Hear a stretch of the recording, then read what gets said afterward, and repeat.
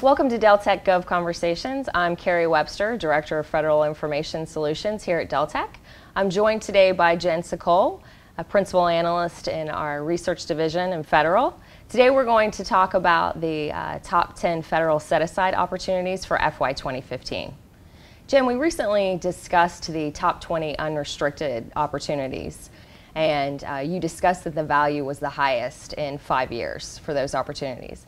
Is the same true for the top set-aside opportunities in FY 15? It is. It is true. What we are seeing is the highest combined ceiling value for the top 10 federal set-asides in 5 years. It's coming in at $21 billion, and this is triple the combined ceiling value of the top 10 federal set-asides from fiscal year 14. That value was about $6.9 billion. So yes, there is a similarity between the top 20 opportunities that we discussed and the value associated with the top 10 set-aside opportunities for fiscal year 15, where this is the highest combined ceiling value that we've seen in 5 fiscal years. It comes in at about $21 billion. So this is triple what we saw last year for the top 10 federal set-asides. That value came in just under $7 billion.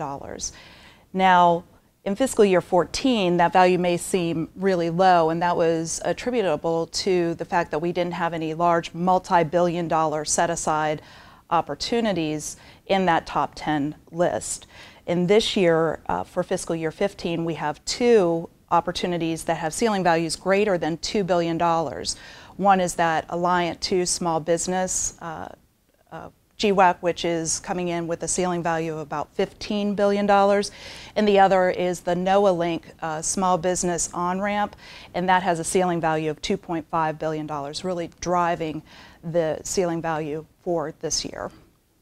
Are there any other differences between the list for FY 15 and FY 14?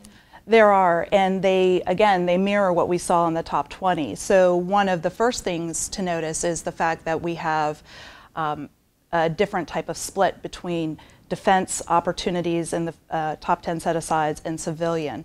In the past, we've really seen those defense opportunities dominate the list. I believe that last year for fiscal year 14, 8 of the 10 opportunities were associated with defense.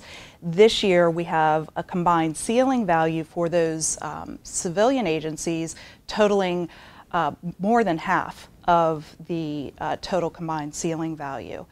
In addition, like we saw with the top 20, we're seeing a prevalence of IT opportunities in the top 10 set-asides for fiscal year 15.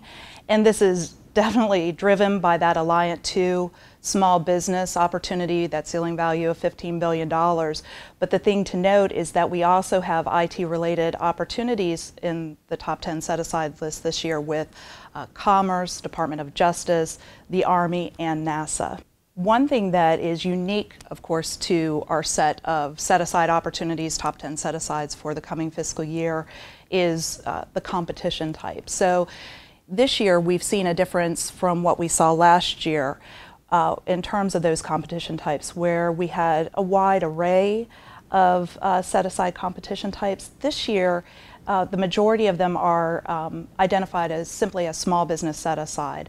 One thing that I found interesting was that over the past several fiscal years, we've had a top set-aside for service-disabled, veteran-owned small businesses, and this year we don't have one of those in our list. Are there any other trends or issues that small businesses should be aware of? There are a couple things to be aware of, and maybe driving business decisions moving forward this fiscal year and beyond. That includes the, probably you're aware, this year was the first year for fiscal year 13 that the government achieved its small business goaling of 23%. However, there's a bit of controversy around that reporting.